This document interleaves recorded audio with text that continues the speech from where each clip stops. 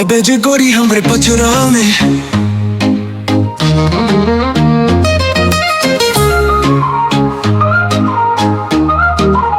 आई बेजे गोरी हमरे पचरा में, बना ले बुधनिया सजाबो सपना में।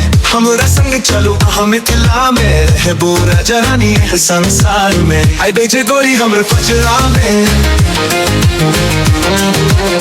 आई बेजे गोरी हमरे पचरा में।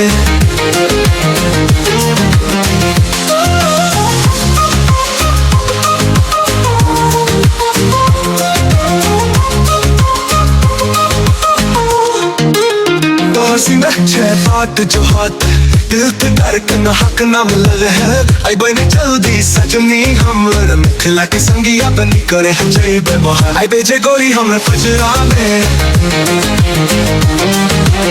आई बेजे गोरी हमरे पचरा में।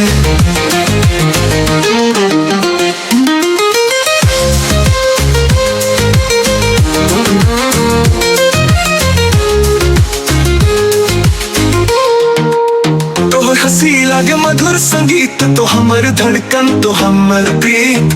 अहम संग सपनक सजावे इस संसार, धिया पुता संग जीवे खुशी के विशाल। आई बेजे गोरी हमरे पचरा में,